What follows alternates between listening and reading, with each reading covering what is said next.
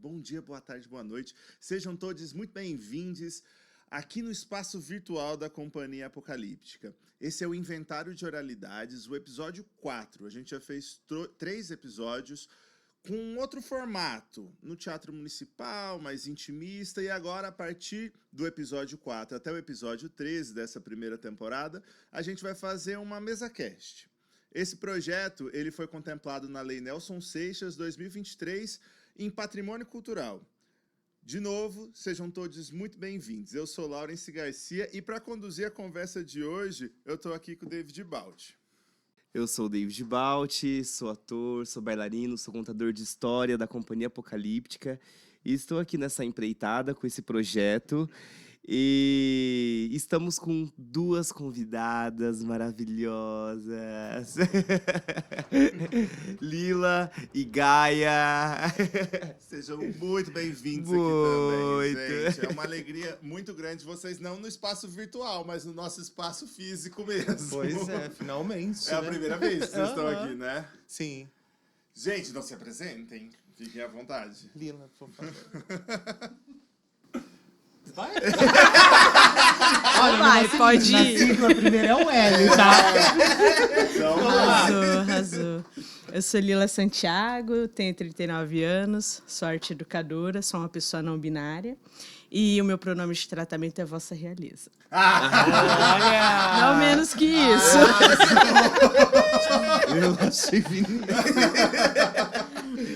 Ai, gente. Eu sou Gaia do Brasil, eu sou uma travesti de 34 anos, nascida em São José do Rio Preto, faço drag queen, né? Gaia é o nome da minha drag, né? Meu nome pessoal é Maria Clara, mas todo mundo me chama de Gaia, então ficou Gaia. E é isso, venho trabalhando no audiovisual, no teatro, na dança, desde os meus 14 anos, então já são 20 anos aí. E continuo nessa luta. Ô, Guys, já aproveitando, já que você já encabeçou esse começo de conversa, como que você começou a... Primeiro, você trabalhou com teatro ou já foi direto para drag? Como que foi isso aí? Não, eu comecei com 14 anos na dança. E na dança eu fiquei até 5 anos atrás. Então, eu fazia dança e também pintava quadros. A vida toda foi assim. E na época, né, eu me orientava me identificava, né, como um menino cis, gay, e a partir dessa pessoa que eu tinha adotado como uma forma também de proteção, porque entender as transidentidades naquela época para mim era um processo muito difícil. Eu comecei a desenvolver a dança, o amendoim tá que tá. Comecei a desenvolver a dança, depois veio as artes plásticas, eu comecei a fazer fusão disso. E aí, a partir daí, eu entrei pro teatro também. Então, foi ali tudo... na Casa de Cultura, ou não? Eu fiz teatro lá também, na Casa de Cultura. Mas eu devia ter uns Mas a questão da 17 dança anos. e das artes plásticas. Não, então, com 14 anos... Eu já fiz Casa de Cultura durante uns 4 anos. Mas logo que eu entrei na dança, durante uns 3 anos e meio, foi o suficiente para eu começar já a dar aula. Então, foi bem assim. Eu acho que existem certas coisas, que nem o David é da dança, você sabe. Existem certos dons que eu acho que, de certa forma, existe na nossa mente uma facilidade, né? Então, rapidinho, coisa que, por exemplo, demora-se 8 anos de balé clássico para você conseguir sair dali. Mas algumas pessoas desenvolvem muito mais rápido, né? Então, eu comecei a dar aula de dança. Eu já tive uma escola de dança. Ai, que chique, gente. Eu lembro dessa época. Você lembra, né? Lembro. David já era aluna. Imagina! David já era referência. E aí, tipo, a partir disso, eu comecei a desenvolver o teatro, mas eu nunca gostei de texto, né? Não que eu adoro ler, mas eu não tenho paciência para assistir texto, peça. né? Não tenho paciência para assistir peça com texto. E acontece, gente. São questões de Artes gosto. visuais. Não adianta você pegar e falar, eu boa. amo, e por trás descer a lenha. Não, de boa. Eu não gosto, entendeu? Porém, admiro. E aí, assim, eu falei, então eu acho que dá para fazer uma fusão do que eu aprendi com as corporeidades, com o movimento, e começar a colocar isso em cena numa outra linguagem. assistir o corpo falar um pouco mais, entendeu? E aí você E foi aí, a partir daí, pra eu drag. comecei a desenvolver as performances, que não adianta a gente falar de cultura LGBTQIA+, e não falar da parte social, né? Uhum. Então, a nossa arte, ela tem uma base muito forte no ativismo social. Porque a gente está o tempo todo falando sobre a nossa existência. Enquanto pessoa LGBT+, ou enquanto o nosso recorte racial, ou enquanto o nosso corpo, entendeu? E aí, a partir disso, eu conseguia admitir dentro da minha mente que estava existindo uma progressão suficiente para eu criar algo além. E aí eu consegui dar vazão para a criação da minha drag, também com o intuito de fugir um pouco, né, da minha cisnormatividade. E deu certo, em pouco tempo. Eu acho que a Gaia foi uma... Eu fiquei tanto tempo pensando nela, porque quando eu comecei a fazer Já tava ela, pronta. foi muito louco. Que porque da hora. em menos 2 anos eu já estava tipo, em lugares que pessoas de 15 anos, 16 anos demoraram para alcançar. Então, não sei se eu fui muito sortuda ou se eu me preparei corretamente, sabe? Uma dessas duas coisas. Ou talvez as duas, né? Vai saber. Ou a urgência, né? É, a necessidade urgência de... E o tempo, Gaia né? precisa estar, né? E tem Gaia o precisa rolê do estar. relógio, né? Que a gente estava comentando antes de começar aqui o papo. Justamente como a questão do passar de anos, principalmente para nós que somos LGBTs, é muito cruel. Hoje eu com 34 anos, levando em consideração que o Brasil tem uma expectativa de vida de 35 anos, tipo, eu falo, oi, sabe? Então, mas eu entendo os meus recortes de privilégio que me trouxeram até aqui. E assumo esses recortes e utilizo da visibilidade para tentar fazer algo além para a comunidade, né? Então é isso, falei bastante. Agora posso ir embora. Vai já, bicho? Acabamos de chegar. Falei tanto também. Aí eu comecei, assim, na parte artística, eu tinha uns 7 anos de idade, foi com banda fanfarra. Então, eu sempre fui budista, né? Então, no budismo, a gente tem alguns grupos de treinamento, né? Que a gente fala grupos de treinamento. Aí tem o grupos de bastidor, que é aqueles grupos que realizam mais um trabalho cerimonial, organização, sonoplastia e tal. E tem os grupos de apresentação, coral, dança. Eu nunca me vi dançando. Aí, coral também era uma coisa que eu tinha uma certa resistência. Aí, eu fui para música. Aí toquei clarinete, sax, trompete, cheguei a fazer o que a gente teria dentro do teatro um conceito assim de direção musical da banda, tal, que é a parte de coordenação, né? E tinha uma exploração ali com a escrita, tal, tinha um sonho de ser jornalista também, né? Então sempre fui me explorando nesse campo da escrita. Mas na adolescência, assim, pré-adolescência, com alguns acontecimentos, a gente começa a se buscar enquanto identidade, né? E sempre a primeira coisa que refletia era o recorte racial. Então, não tinha outras questões, não tinha tanta atenção quanto a questão racial, né? Então, porque você se entende, pessoa branca eu não sou. E aí, o que eu sou? O que essa questão me move, assim, para me entender enquanto pessoa numa sociedade que tá tentando me dizer alguma coisa e não é uma coisa boa. E aí, nessas escritas, lendo, pesquisando, eu tive o acesso a Audre Lorde, que também era uma poetisa, né? E aí eu fui me identificando ali, me refletindo ali com ela, assim, sabe? Então, aí surgiu já outra questão secundária, que foi a questão da identidade. Não no sentido de gênero ainda, né? Mas na questão da sexualidade mesmo, aquele explorar o que é a minha sexualidade. E aí, essa questão de gênero, ela veio tardia, para a questão assim, opa, é nesse lugar que eu estou, que eu me expresso. Mas fazendo um contraponto, essa coisa da não binaridade, ela já existia, é que a gente só não tinha como identificar.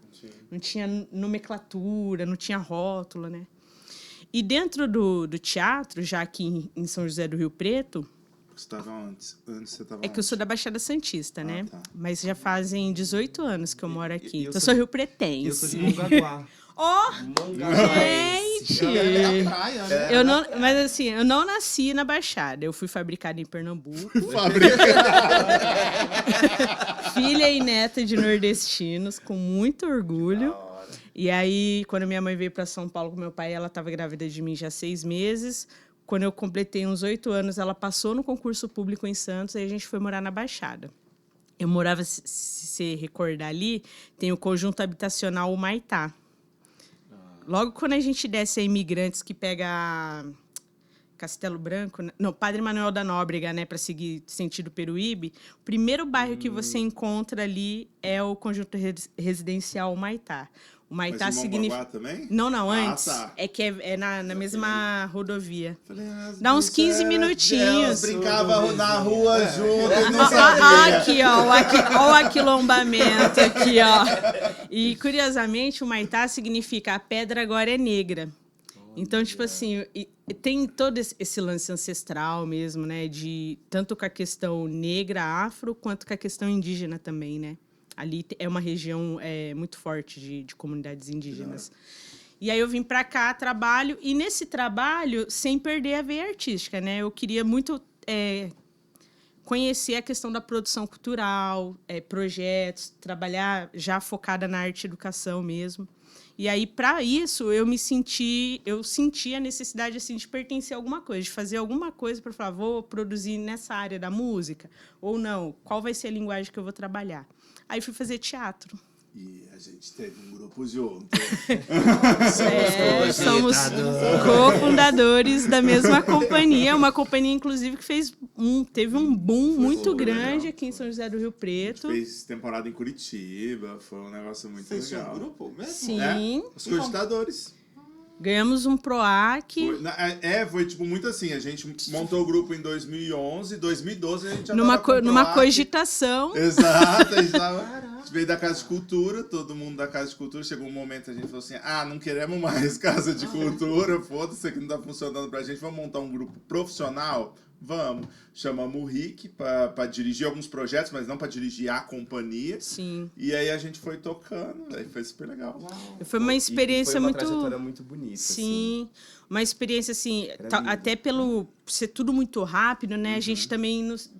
Nossa, o que está acontecendo? Ganhamos o PROAC, estamos com 3 trabalhos, faz, né? circulando. Já estava montando, já estava circulando. Então, assim, foi tudo muito... Opa, peraí, o que eu tô fazendo? É isso que eu quero, é nesse lugar que eu quero me especializar, trabalhar e tal. E aí a gente vai percebendo o quanto que foi importante toda essa construção, né? Entender como que funciona uma companhia, como que se organiza um grupo, um espaço e tudo mais, né? Uma pena a gente não ter conseguido vencer algumas barreiras nesse sentido, né? Do novo, né? Do novo, da ânsia. Muito novo também, né? E é isso, mas os meninos estão super bombando, né, lá pro Nordeste também. A gente está por aqui.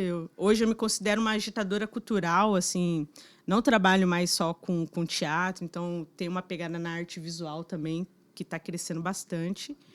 E eu tenho esse ativismo sociopolítico, né? Então, eu tento trazer toda essa questão, não só da identidade, mas essa questão social que a gente está inserido enquanto corpo, enquanto pessoa, enquanto coletivo mesmo, né?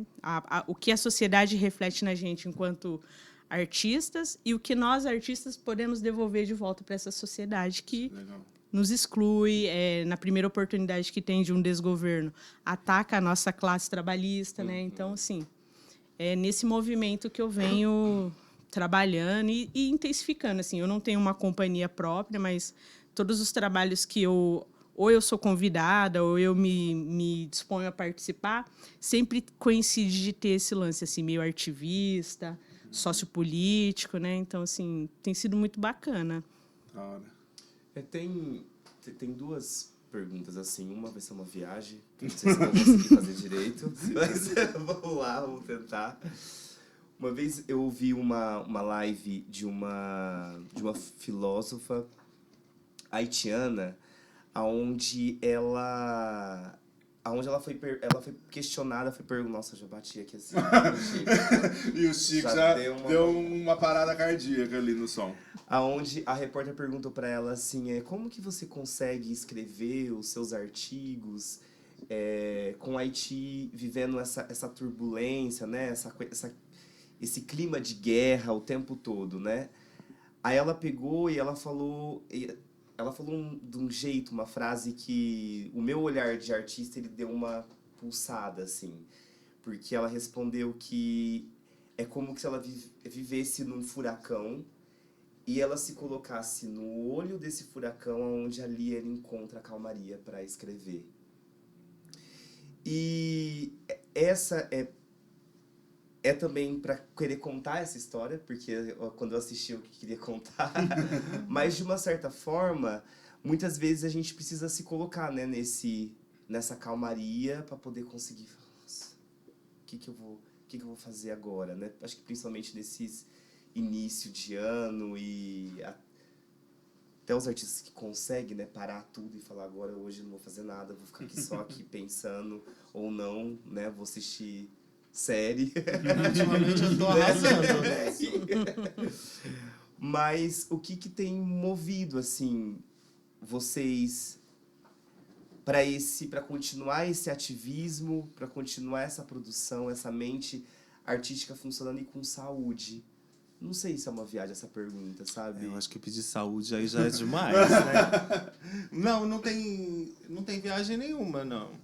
Porque eu acho que Lila também vai ter o ponto de vista dela diante disso, mas para mim, viver é buscar, de certa forma, algum lugar assim confortável. É porque viver para mim não é confortável, entendeu? Eu tenho já faz 6 anos que eu trato síndrome do pânico, crise de ansiedade e tal. Então, para mim viver não é muito confortável. Ou seja, para realizar qualquer situação, eu preciso encontrar um ponto de equilíbrio dentro de mim. Só que eu já entendi que encontrar esse ponto de equilíbrio é impossível, entendeu? Eu nunca acho. Não tem equilíbrio numa pessoa desequilibrada igual eu. Mas, tipo assim... Que louca. Ele é apocalíptica. Só apocalíptica. Não existe equilíbrio. Então, eu comecei a utilizar, no meu caso, a motriz do caos mesmo. Então, eu utilizo o caos como uma ferramenta de produção artística na minha vida. Mas é porque as pessoas entendem o resultado do caos como desordem, velocidade, tudo aquilo que faz movimentação. Mas, às vezes, não. Entendeu? Então, durante o período que eu percebia que na minha vida eu não conseguia sorrir naturalmente, eu comecei a fingir sorrir numa personagem ao ponto daquilo se tornar natural para mim. Entendeu? No ponto que eu comecei a odiar a dança por muitas coisas que eu ouvi, porque eu era um boyzinho padrão, né? E aí eu me tornei uma travesti gorda. E aí eu comecei a ouvir coisas, situações que impossibilitavam a ideia de que meu corpo ele poderia ser validado na dança, por exemplo. Eu comecei a odiar a dança, não suportar, detestar assistir, detestar qualquer imagem disso. Aí eu comecei a dançar em drag, desvinculando da pessoa que eu era, criando uma nova figura, para que eu aceitasse aquilo como natural em mim. Então eu sempre produzi diante do caos. Eu nunca consigo produzir na calmaria. Na calmaria eu quero dormir, eu quero assistir série, eu não quero pensar em nada. E também tá tudo bem, porque se eu não tiver meu tempo de calmaria, eu não tenho meu tempo de produção. Claro. Mas, que nem, por exemplo, eu participei do Caravana das Drags, que é o reality da Amazon. E quando eu fui selecionada, eu falei, gente, o que eu vou ficar 3 meses rodando o Brasil, viajando com gente que eu não conheço, dormindo em lugar... Eu nunca fiz isso, assim, nessa intensidade. Eu falei, isso vai dar chabô. Não vai dar bom. Não vai dar bom, porque eu falei, na primeira semana eu já vou falar, me manda de volta pra casa.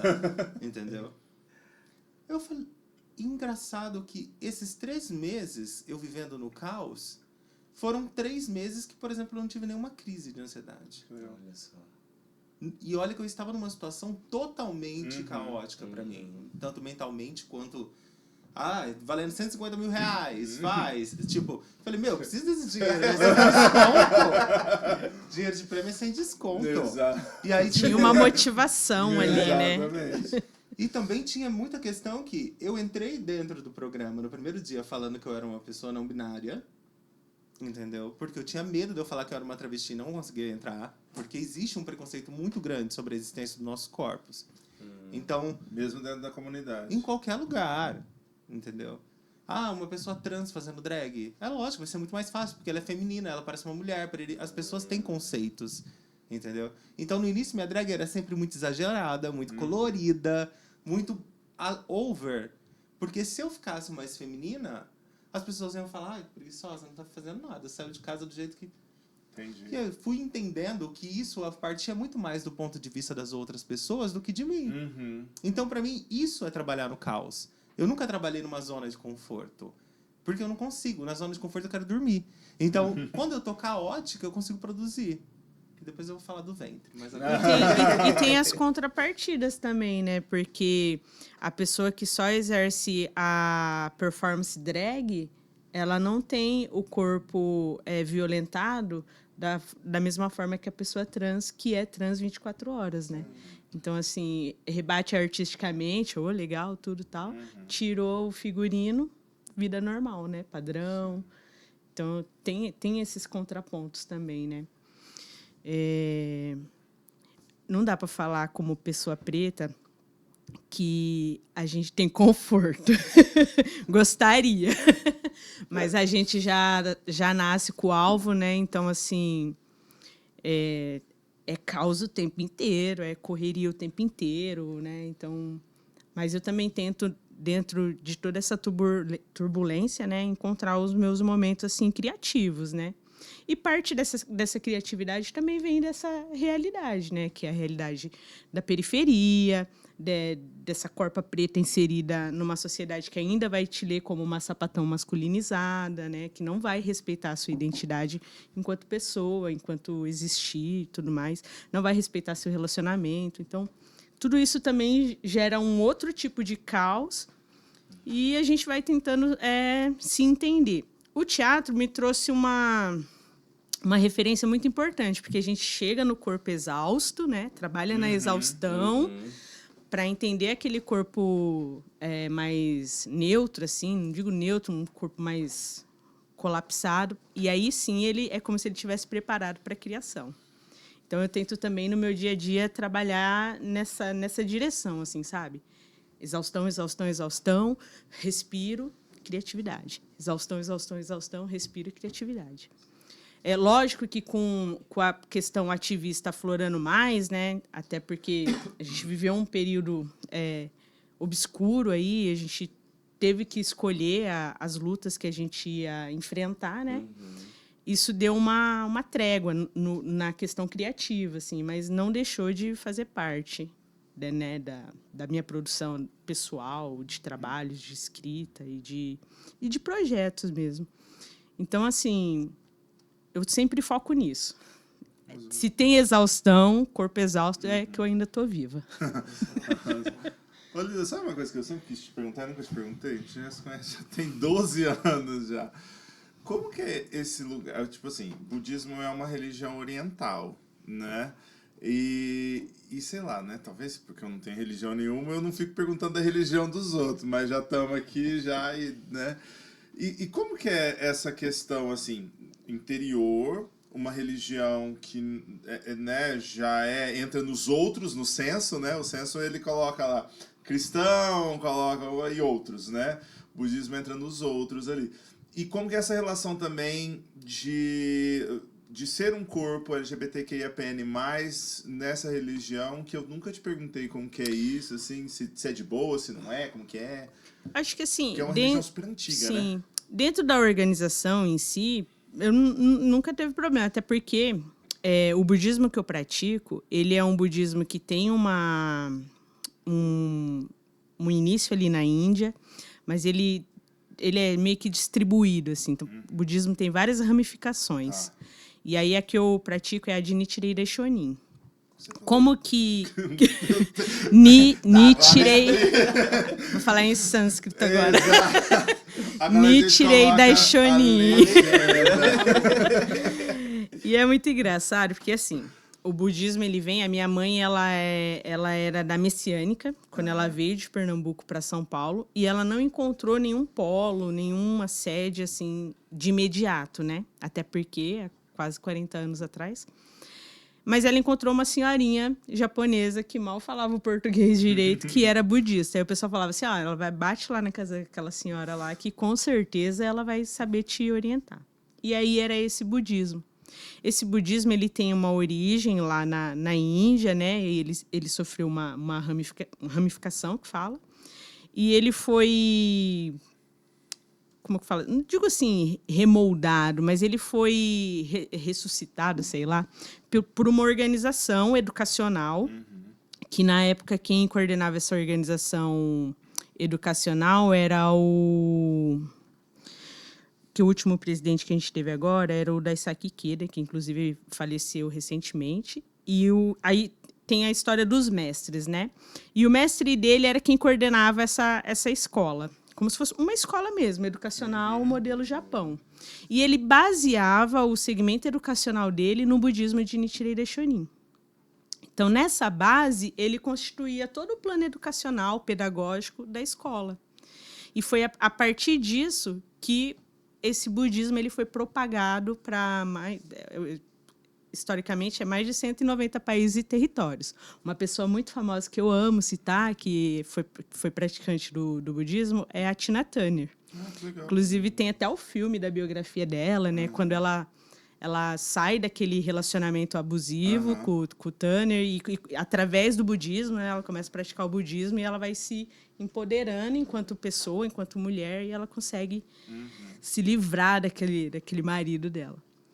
Só que, assim, particularmente para mim, nenhum problema. O budismo ele é uma filosofia de vida, né? E ele não trabalha no campo religioso, espiritual do cristianismo.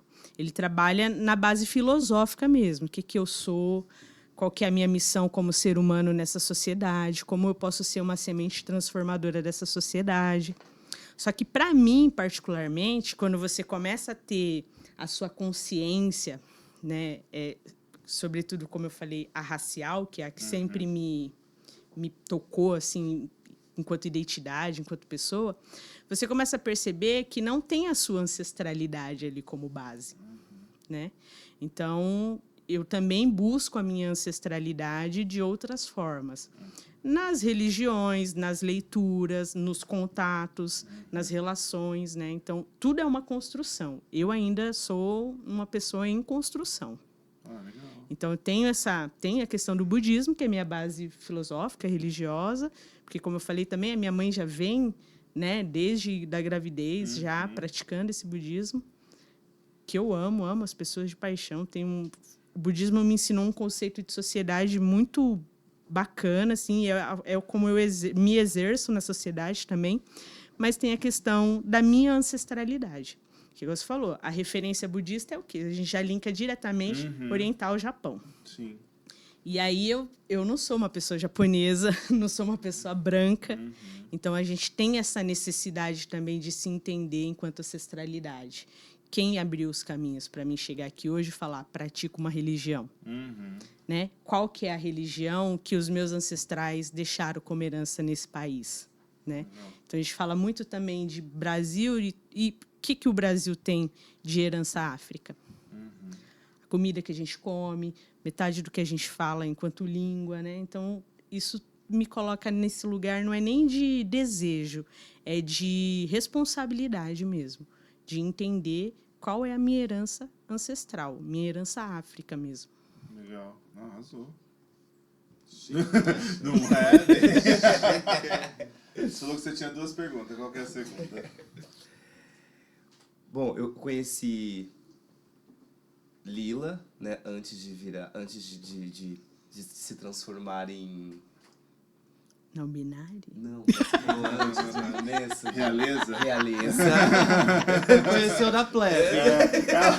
Antes de realeza. Antes de enxergar a minha coroa.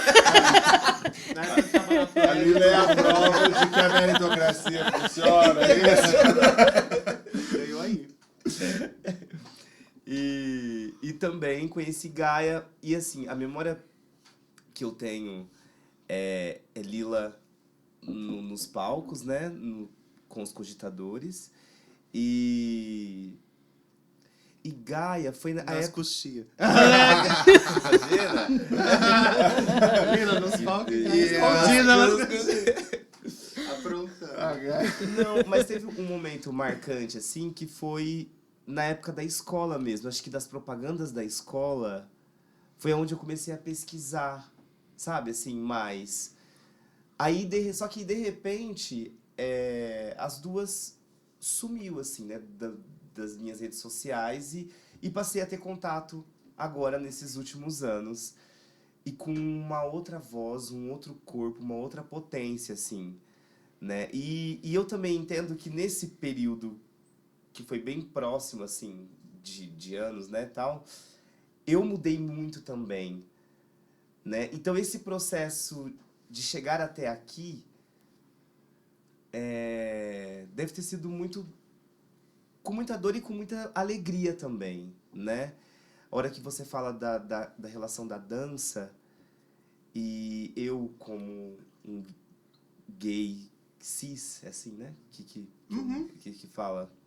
Como um gay cis, eu olho e falo assim, nossa, acho que a dança tá pronta para receber corpos como o meu, né? Preto, baixinho, esse olha e fala, não, acho que ainda não. Né? A mesma coisa, a impressão que eu tenho para corpos gordos. E, na verdade, não, né? Parece que é um caminho, ainda que é um trajeto que vai demorar muito para chegar. E eu queria que vocês falassem um pouco dessa trajetória. Olha, Ele tá com curiosidade de saber onde que você estava enquanto ele não conseguia encontrar você no Facebook. Eu tava nas Maldivas. fora. Eu tava em Angola, Imagina, né? fazendo um tour em África. Pior que você falou uma coisa que é assim, né? Você jogou uma ideia de como se dependesse da dança abrir espaços e olhos para essas novas ideias. Não tem espaço, entendeu? Qual que é o espaço? Nesse sentido da dança isso é comercial? Hoje em dia até é. Você colocar pessoas LGBTs, pessoas pretas no front, pessoas gordas, se torna comercial. Isso é vendável? Para quem aprecia a dança, não. Entendeu? Para uma questão comercial, no mês certo, naquela data de visibilidade certa, Sim. funciona. Vai perdurar essa ideia? Não. Então, assim, eu já cansei, assim, honestamente, eu nem olho mais para essas questões. Logo um dia isso vai mudar. Não vai mudar, gente. Não vai mudar. Porque não se tem interesse de mudança. Eu sempre falava que, assim, o pessoal fala muito de reforma, né? Como que você vai reformar alguma coisa que não tem um alicerce bom? Se a construção estrutural ela não funciona, ela não agrega, ela não chama, você vai reformar o quê? O alicerce está podre, você vai ficar pintando a parede até que hora? Entendeu? Não faz sentido. E também não se tem interesse e nem poder o suficiente para se mexer na estrutura. Você não vai mexer na estrutura daquilo que para eles deu certo. Porque aquilo representa o patriarcado, aquilo representa a construção social corretamente, que aos olhos da grande maioria das pessoas que estão sentadas em casa hoje, é o correto. Por mais que a gente se coloque numa posição de despertos, nós não somos despertos. Estamos o tempo todo ainda reforçando esses estereótipos. Então não adianta. Hoje para você vai ser legal ver uma pessoa gorda lá dançando. Amanhã, de novo. Depois, de novo. Sente falta do quê? Do que está na estrutura da dança. Linha, corpo, flexibilidade, velocidade, equilíbrio. Na dança. A estrutura da dança ela não foi escrita para corpos gordos, para pessoas com deficiência. Ela não foi escrita para gente. Então não se tem como reformar, não se tem como mudar isso do dia para a noite. Porque os nossos olhos, os olhos do espectador já foi treinado para isso. Nunca você vai ser valorizada dessa forma. Durante o programa, eu era a única gorda do elenco todo. E aí, assim, aconteceram algumas situações, mas eu não vou expor, no caso, as pessoas, porque eu acho que também não vem ao caso. Mas tudo que eu fazia, eu tinha que fazer 200% para considerar impassável, ok, entendeu? E nunca era visto o suficiente. Por exemplo, agora no Natal mesmo, uma pessoa muito próxima minha, dentro da minha família, chegou, né, e a gente começou um diálogo, e parece que existem algumas pessoas que elas estão tão presas na situação do corpo, e é uma pessoa muito próxima a mim mesmo. E aí ela comentou comigo assim, mas você tem que entender o seguinte, olha a fulana, o corpo da fulana, de uma das que estavam junto comigo no programa. Magra, longilínea, elegante. Você sabe que você queria ter aquele corpo desse jeito. E você sabe que se você não tiver aquilo, você não ia ganhar mesmo. Você não ia conseguir nada. Então, assim, não... Mas isso é o que muitas pessoas querem falar, mas não falam, entendeu? É a realidade das coisas. A gente brinca de evolução, de liberdade, de progresso, enquanto a gente está simplesmente colocando um papel toalha em cima de um gelo esperando aquilo desmanchar, entendeu? Não tem, infelizmente, não quero ser pessimista, mas eu não consigo encontrar uma esperança de uma evolução, de uma mudança para corpos pretos, para corpos gordos, para pessoas trans, na estrutura que a gente vive hoje em dia. Se vocês conseguem encontrar isso de uma forma extremamente saudável, me contem. Porque até agora, todas essas construções de reforma, para mim, são falhas. Não nos atinge beneficamente em nada, né? Não, elas estão simplesmente fazendo o quê? Ganhando tempo. E isso que Gaia traz é muito pertinente, porque assim, por exemplo, enquanto ela fala do corpo gordo, vamos falar da corpa preta, por exemplo. Rio Preto recentemente teve uma apresentação do aumento de pessoas negras autodeclaradas na cidade, né? Praticamente dobrou. Era uma média de 14 mil, passou para 28 mil e alguma coisa. Pequeno ainda, perto de uma cidade que a gente supõe que tem aí 500 mil habitantes. É um recorte muito pequeno. Pessoas indígenas, pouco mais de 300 se autodeclararam esse ano. Então, assim, pequeno, perto de uma cidade de 500 mil habitantes. Só que a gente questiona, né? Da onde vem essa autodeclaração? Pô, legal, bacana, a informação está chegando, os movimentos sociais estão conseguindo trazer esse letramento, essa consciência. Só que hoje, de certa forma, não para a pessoa negra que se autodeclara, mas socialmente falando dentro dessa estrutura que nos extermina diariamente. É legal ser uma pessoa negra. A gente tem cotas raciais para acessar a faculdade. Aqui em Rio Preto a gente tem cotas para acessar o concurso público agora. As companhias, elas precisam das pessoas pretas no seu elenco, produzindo seus projetos ou assinando seus projetos. Os partidos, eles precisam da cota de pessoas negras para receber grana, e essa grana não ser devidamente repassada para essas pessoas, ou essas pessoas sofrerem outras violências políticas de raça e gênero também. Então, assim, parece que deu um up, assim, que tá legalzinho se afirmar. Mas não é. A gente continua morrendo, as mulheres negras continuam no índice de feminicídio, as pessoas trans continuam no índice de homotransfobia. Então, assim, o que tem de positivo nessa sociedade para a gente, né? Se a gente não consegue, de fato, mover essa estrutura. Porque já não é mais mover a estrutura. É explodir essa estrutura, sabe? Tá legal para quem tá confortável, para quem tem o privilégio, né?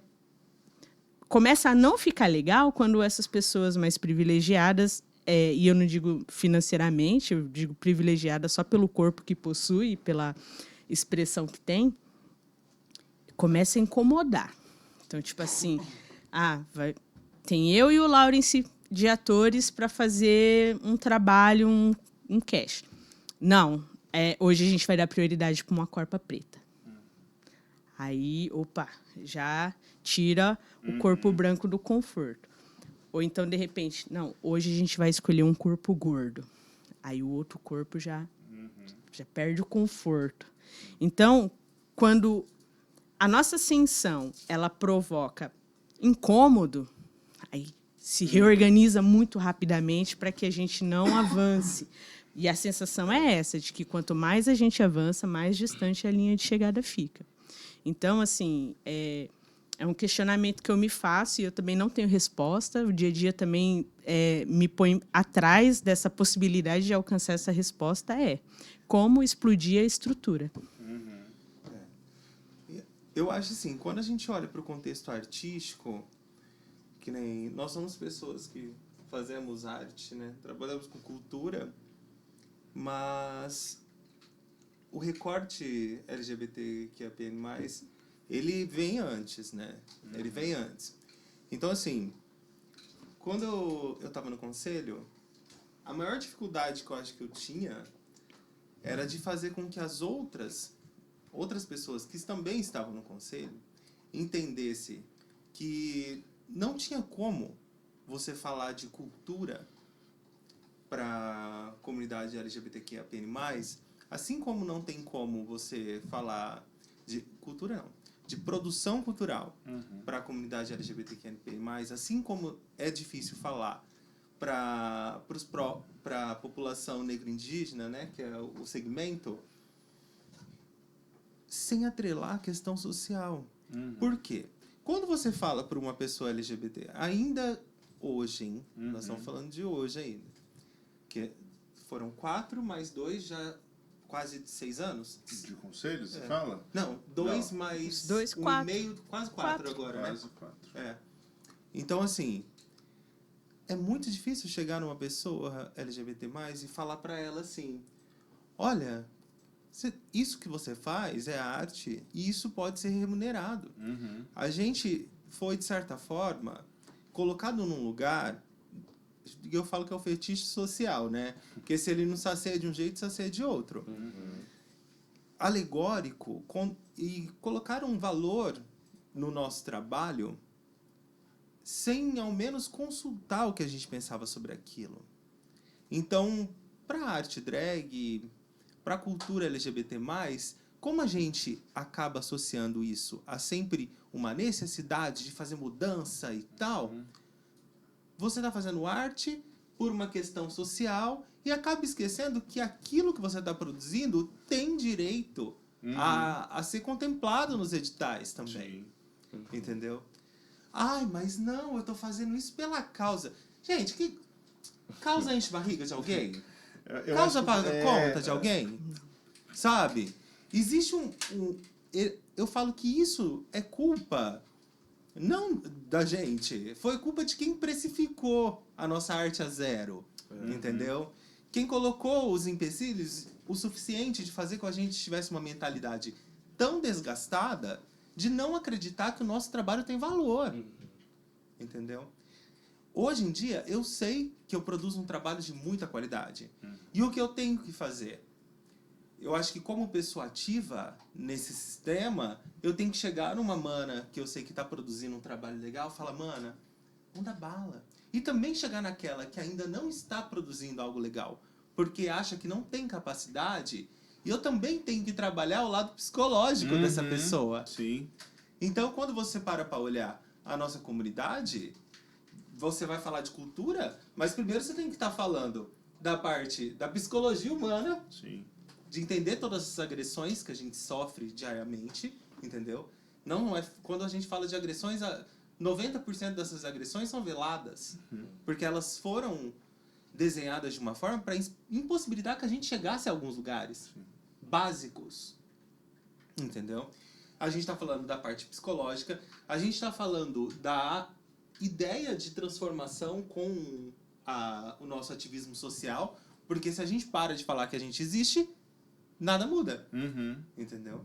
Até 30 anos atrás, não se tinha ideia e nem se possibilitava falar sobre outras formas de existências que não o H, que era, né, homossexualidade, ou na época ainda homossexualismo, né, com esse pretexto de doença em cima, e não se falava sobre as outras. Então, hoje em dia a gente está fazendo uma pesquisa para fazer o Ventre do Traviarcado, que é um novo projeto audiovisual que eu escrevi e a gente está executando.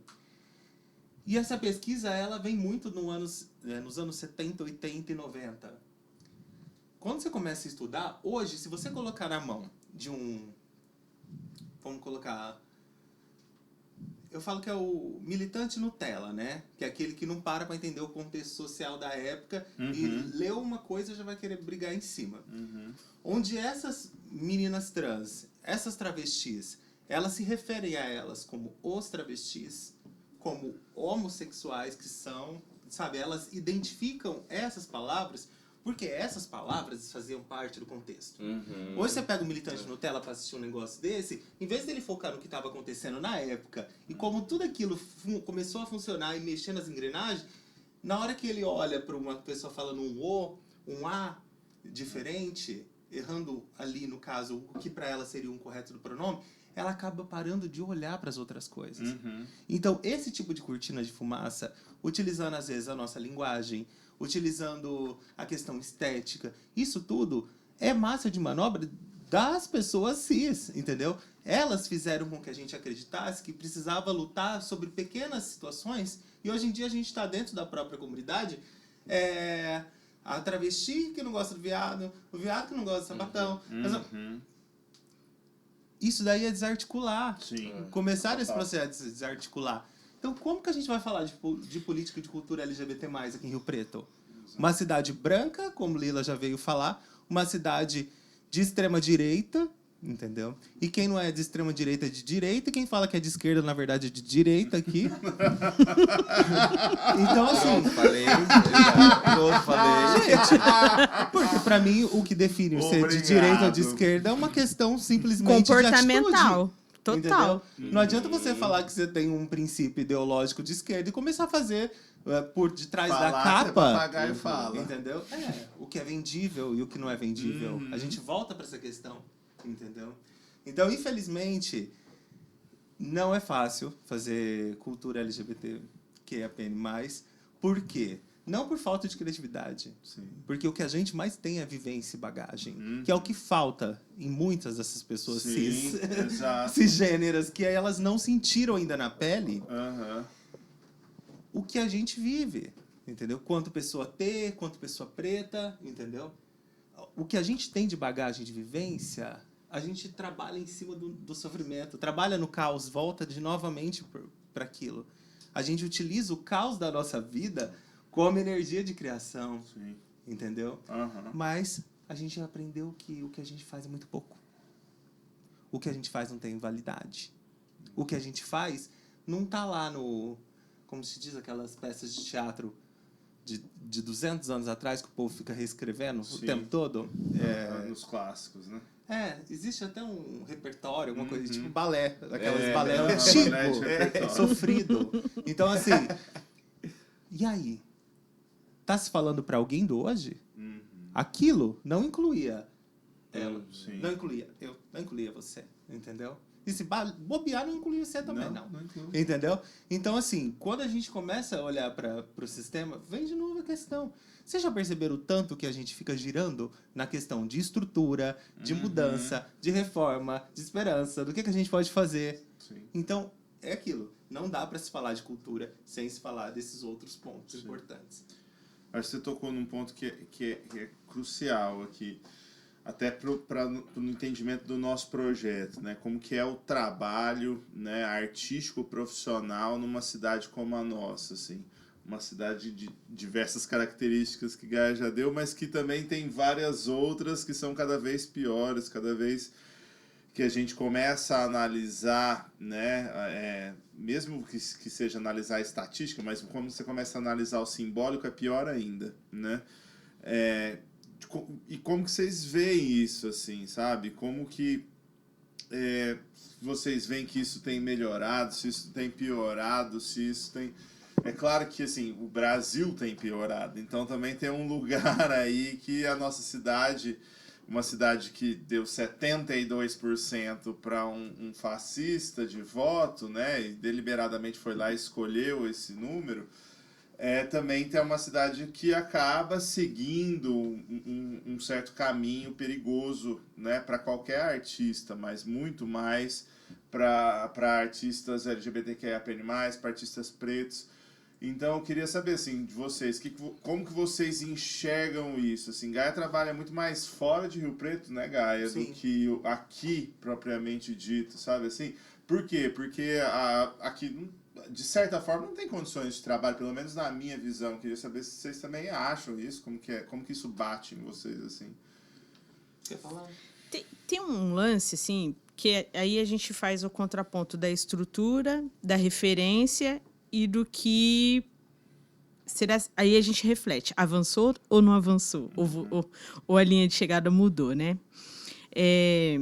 Um exemplo, assim, bem assim, até... A referência que a galera tem de arte e cultura é toda televisiva ainda. Hoje mudou, né? Hoje é instagramável que fala. Então, você vê decoração instagramável para o seu comércio, decoração instagramável para a sua festa. Sim. E tudo gira em torno do dinheiro. Mas quando a gente fala de referência cultural e social, por exemplo, a gente tem as novelas. Tem uma novela recente aí que ficou aquela coisa, o casal gay vai beijar. E é um casal gay interracial, né? Nossa, a hora que eles beijaram, porque tem a bicha estereótipa, né? Que é o estereótipo do que é aceitável ainda numa sociedade muito mais abertamente conservadora, que é a nossa sociedade hoje. Mas ainda assim, aquele estereótipo de personagem é aceitável, é convincente. E aí, quando beija, o like que isso gera, comercialmente falando, é um X no gráfico. Quando vem o casal lésbico, também interracial, não causa esse mesmo efeito, assim, sabe? Ainda é repugnante. Trans, então, a gente nem vê, né? São pouquíssimas referências televisivas. A gente teve aí o ano passado, nesse programa que mais bomba, né? Nesse período, que foi a Link, inclusive era aqui, né? E que é uma das referências, assim, além de ser uma corpa trans, é preta, né? É uma ocupação política, social, artística. Aí a gente fala, tá surgindo uma referência, tá surgindo uma mudança, mas não tá. E, infelizmente, a gente também se boicota, porque a gente vibra, a gente quer aquele beijo naturalizado, aquela relação, aquelas pessoas naturalizadas na sociedade, mas...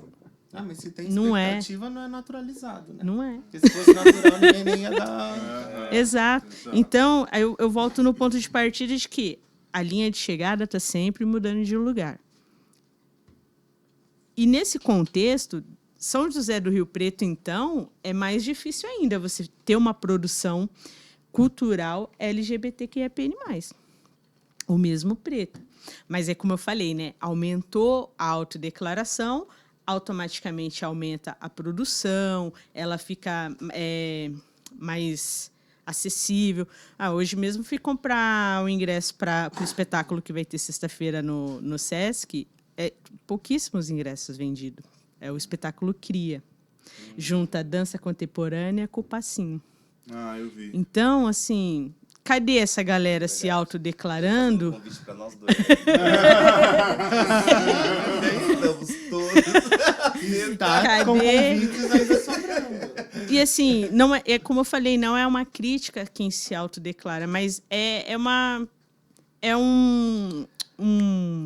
como fala assim, um desafio para mim mesma, enquanto pessoa, assim, será que essa informação está chegando legal? Será que a gente realmente está conseguindo produzir política cultural LGBTQIAPN+, na cidade, negra, indígena? O que é essa arte? O que é essa agitação que a gente está promovendo? A gente tem uma cidade que repudia 1% do orçamento para a cultura.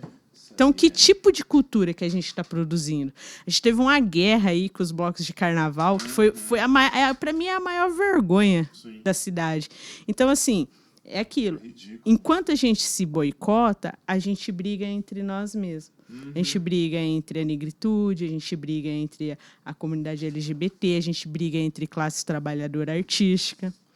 E quem está na estrutura, coordenando e movimentando de fato essa estrutura para eles, tá tudo bem. Eles estão até jogando salgadinho aqui na gente, rindo enquanto a gente está se degladiando. Então, o grande desafio, que aí já não é só meu, acho que é para nós, enquanto agitadores culturais, é que tipo de cultura que a gente está promovendo na cidade que não consegue o apoio popular, por exemplo, do repasse de 1%. E aí, assim, uma coisa que você falou que faz total sentido, que eu tento falar isso diariamente, assim, que numa estruturação capitalista, quando eles colocam 0,33% de orçamento para nós, é porque eles sabem que ao colocar um valor desse, e ainda tem que cuidar da estrutura da secretaria com essa verba, ou seja, o que sobra é um prêmio Nelson Seixas de R$7.000, de R$20.000 para fazer o que deveria ser o ano, E aí, quando coloca isso, é porque quer ver mesmo a galera se matando para conseguir aquela migalha. Porque quando a farinha é pouca, o meu pirão primeiro, Então, tem um lugar aqui de que isso não é uma coisa que aconteceu. Gente, não sabemos como aconteceu, foi um imprevisto. Não, isso aqui é uma coisa estudada e que acontece porque tem um pensamento político por trás, tem uma vontade política por trás. Não quero dar 1% de orçamento. Não é porque o prefeito é ruim, ou porque o prefeito odeia o artista. Não, isso é um pensamento político. Impedimento uma escolha de avanço. política, exatamente. Porque sabe que ao empoderar financeiramente dentro de uma estruturação capitalista, os artistas, eles avançam. E a gente não está avançando, a gente está patinando. E se a gente falar economicamente, já que é capital que eles querem, e a gente prova que 1 mais 1 é 2 mesmo, quanto que gera em termos de economia, por exemplo, a construção de uma personagem drag? Quando a gente vai pensar figurino, acessório. E eu estou falando assim do meu ponto de vista bem leigo, assim. Mas a gente está falando de maquiadores, diretores, tudo que envolve o processo de criação. De muita gente ao mesmo tempo sendo empregada, Eu entendo essa corrente. Eu fiquei presa ainda na sua última fala, porque aí você deu o exemplo do teatro, que está com convites e tal. A minha ótica que eu tenho sobre nós aqui, a gente só faz arte para artista, só faz cultura LGBT para LGBT. Quem vai assistir é sempre os mesmos, entendeu? Quem vai fazer é sempre as mesmas pessoas. E quando não vão, a gente fica perguntando, nossa, ninguém me incentiva. Eu acho que assim, a gente precisa começar a quebrar um pouco essa bolha. Primeiro, o artista precisa também entender que a arte dele, ela não precisa ser comunicada já para quem já está. Já vive isso. A gente precisa encontrar ferramentas de comunicação em outras áreas. A gente precisa encontrar apoio naquela pessoa que não vai ao teatro, mas se deparou com aquilo em algum certo momento durante os afazeres diários dela. E de certa forma ela achou interessante. Mas esse também é também uma ferramenta de falta de estímulo. Sim. A gente não produz grandes coisas também porque não tem estímulo. E eu acho que a gente ainda produz muito com o pouco que tem. Sim. Entendeu? Quando a gente olha para essa hipervalorização do fit que existe em Rio Preto, né? Existe uma na minha opinião, existe uma hipervalorização. Sim. Porque hiper, para mim, é quando você começa a tirar de outros lugares só para colocar em um. Entendeu? Ah, em Rio Preto tem um fit. Vai olhar a vergonha, então, que é o nosso orçamento. Vai olhar a vergonha, que é o restante do ano. E vai olhar a burocracia absurda que se tem para uma companhia de São José do Rio Preto participar de um negócio desse. Entendeu? Porque, assim, eu sou convidada para coisas pelo país todo. Para festivais, coisas super grandes e interessantes em vários lugares do Brasil. Mas aqui em São José do Rio Preto, eu não posso participar. Porque eu não tenho o DRT necessário que precisa para o FIT. Vou falar, meu amor. Querido. Meu amor. É aquilo que eu falo. Volta na questão da estrutura. Já foi feita a estrutura para que aquela pessoa que não teve condições, entendeu? De certa forma, de conseguir pagar pelo aprendizado, se deslocar até São Paulo, criar seu portfólio. Aquela pessoa que não tem acesso ou que não tem a situação financeira, ela vai ter uma dificuldade maior de chegar até lá. De ter esse documento que eles querem. E aí começam a medir a sua capacidade cultural e artística com base no que você tem ou que deixa de ter de papel. Então, assim, isso é estrutura. Eu vou hipervalorizar uma coisa que não me hipervaloriza ou que nem me valoriza? Nem te enxerga, né? Eu não vou. Você tá entendendo? Não vou valorizar. Eu ia antigamente até nos bares, que eu achava que nos bares, os artistas que faziam show nos bares, né, no bar do FIT, que acontecia antes, eu acho que eles já estavam tão cientes que a galera tava lá pra curtir outras coisas, que parecia que as coisas começavam a sair de forma mais natural. E aí as performances começavam a ter sabor, uma coisa diferente. Mas depois do absurdo do último ano, onde começa todo mundo a se isentar de responsabilidades mediante aquela desordem, aquele descaso, principalmente com a comunidade LGBT aqui de Rio Preto, entendeu? Porque aquilo, pra mim, é máfia. E falo sem problema nenhum, entendeu? Pra mim, aquilo simplesmente foi: vou mastigar na cara de vocês, vou cuspir na cara de vocês, e vocês engulam, porque é só isso que vai ter. E quando vai questionar o poder público, a primeira coisa que quer fazer é se exonerar. Então as pessoas conseguiram imprimir banners oficiais, com materiais logo oficial, coisas que a gente, como com pessoa toda a organização participando lá todos os dias. E a gente, como população, não tem direito Sendo a barrado postar, na às vezes, portaria. uma coisa oficial, com o logo oficial. Agora, um lugar desse tem o direito de colocar na frente dele um banner oficial gigantesco e vai falar que não tem responsabilidade nenhuma sobre isso? Pagou quanto? Por favor, né, meu amor?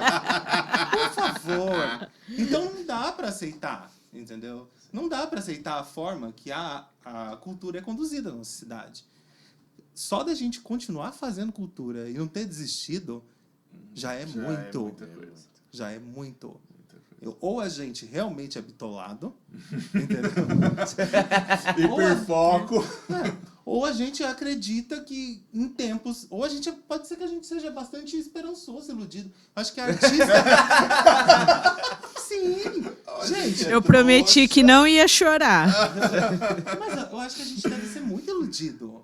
E isso é importante também, né? Porque pode ser que é isso que faz com que a gente continue fazendo. Porque senão não ia ter produção cultural. Ia ser do jeito que eles querem, o FIT só com gente de fora. De fora, só de fora. A gente tem que criar a irreverência, né? Não tem o não lugar? Tinha, né? Nem isso tem mais. Agora a gente tem que ter o não lugar artistas. Exatamente. Não cabe meu corpo, não cabe minha arte. Vamos levar, vamos criar o nosso espaço. Quando a gente fala assim, aonde que eu vou fazer? A dança não comporta, o teatro não comporta, a música não comporta.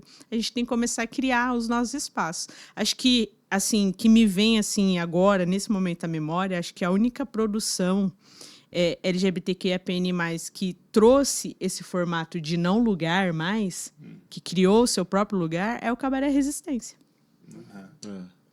Sim.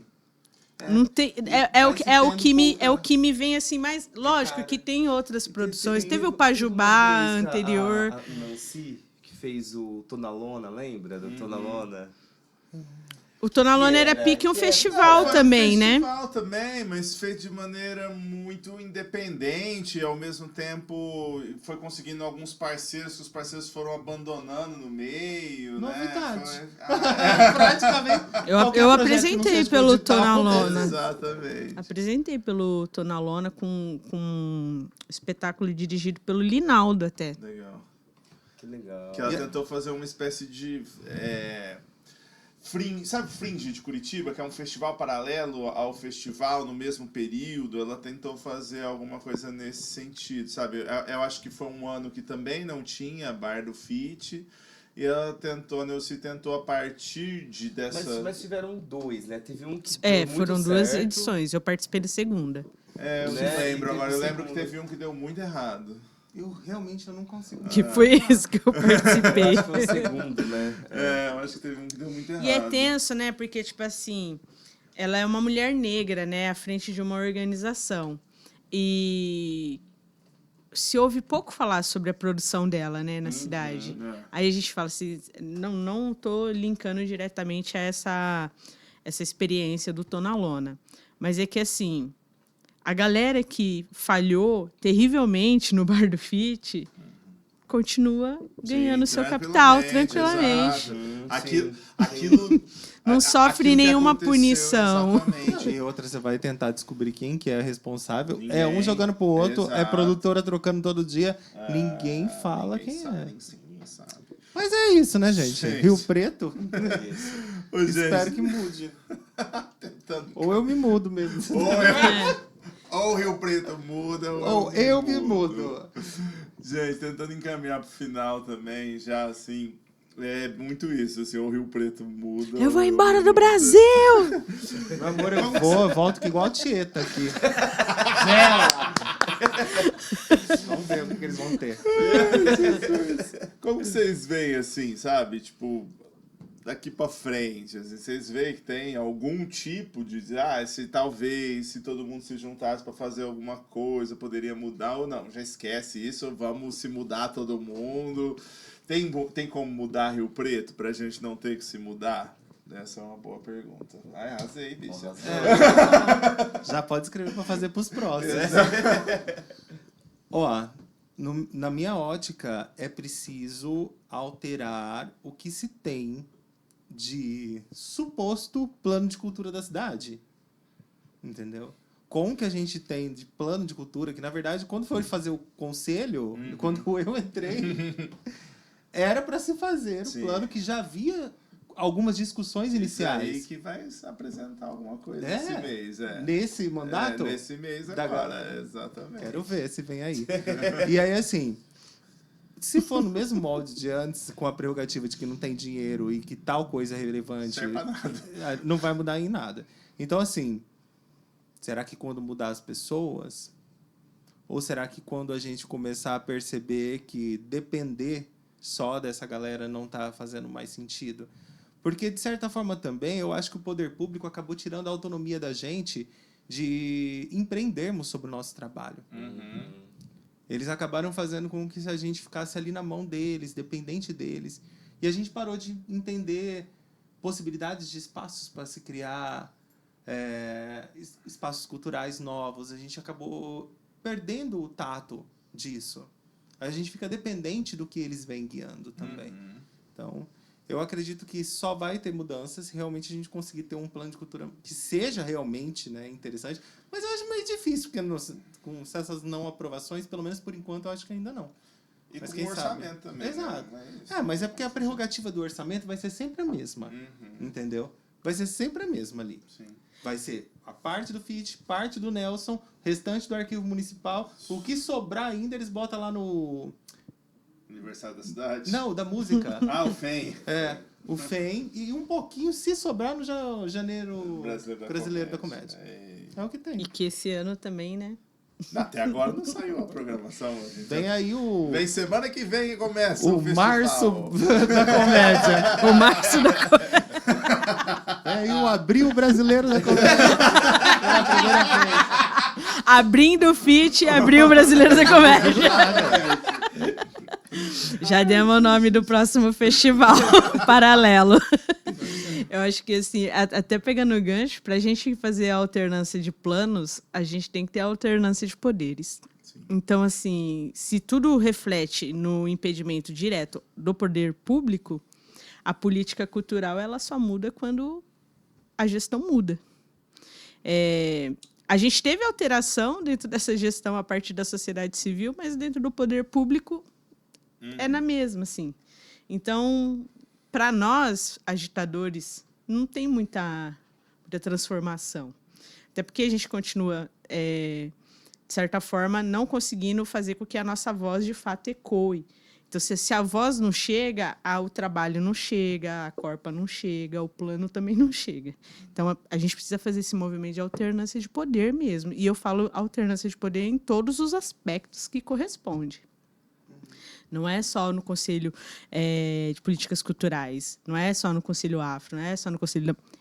É no Legislativo, é no Executivo, é no Jurídico. Então, enquanto a gente viver sem conseguir fazer essas alternâncias, a gente não vai ter uma cor política que entende, que produz coletivamente para todos.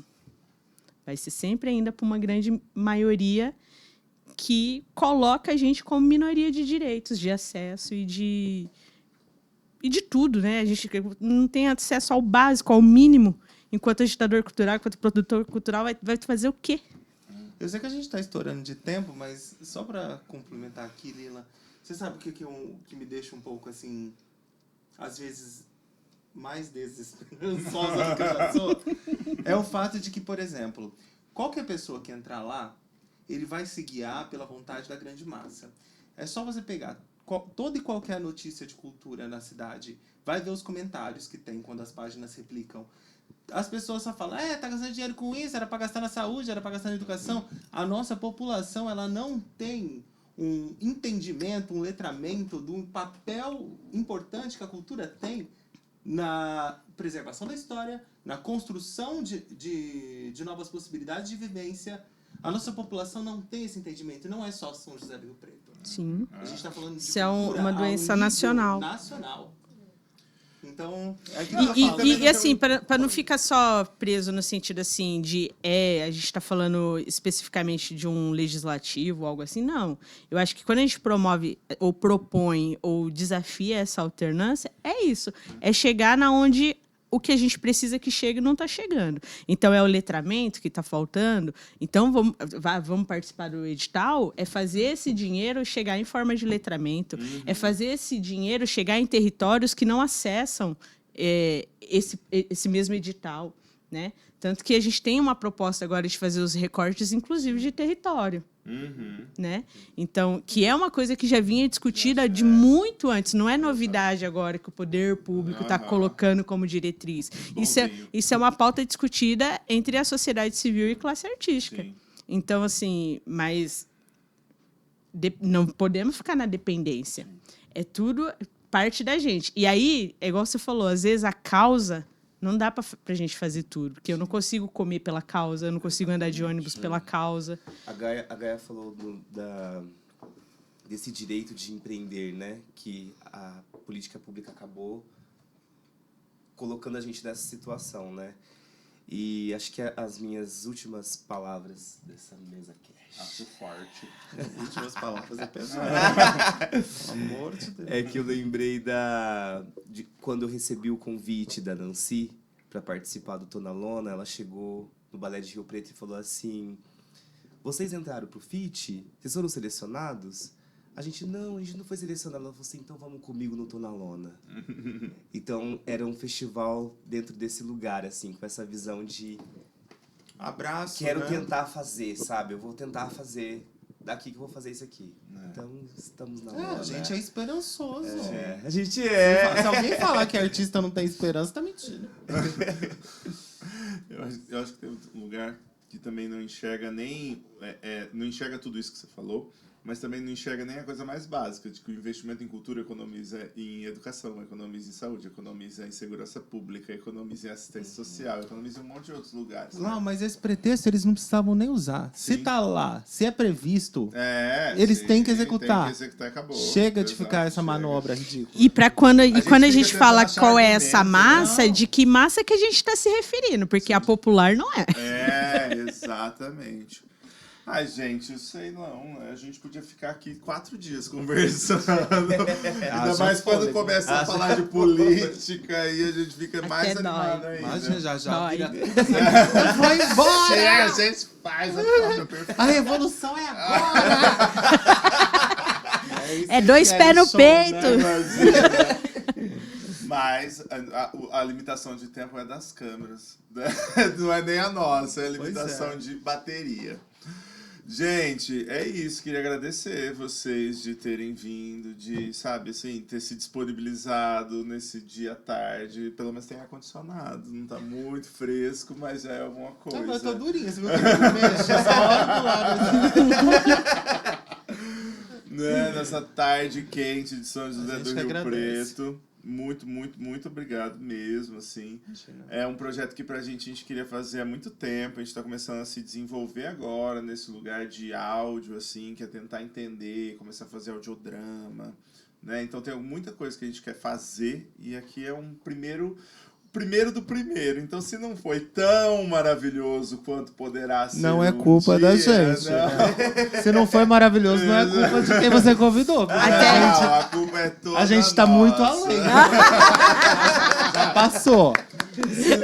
Se não conseguimos chegar no nível da realeza, Aí é com você. A minha coroa tá intacta. Tudo. ai, Jesus amado. Mas é isso, muito, muito obrigado mesmo, Imagina, gente. tamo Assim, junto. que seja o primeiro de muitos. Com E certeza. vocês sempre vão ter um espaço aqui. No que vocês quiserem brincar com a gente vai estar disposto. Arrasou. E venham sempre. Vida longa, né? O projeto. Agradecer. Obrigada mesmo pelo carinho e um beijo. Bom, pra quem tá acompanhando a gente, né, chegou até aqui, muito obrigado. Curta as redes sociais da Companhia Apocalíptica, principalmente o Instagram. De novo, esse projeto ele foi contemplado na Lei Nelson Seixas, que é um fomento municipal de São José do Rio Preto, para quem não tiver assistindo, quem estiver assistindo e não é daqui. Esse foi o episódio 4. O episódio 5 vai ser de teatro e circo, com o Kenji Shimazaki. O nome é difícil mesmo, gente. Mas ele é do circo. E o Thiago Mariusso, que é um amigaço aqui da Companhia Apocalíptica. É isso, gente. Muito obrigado e até amanhã.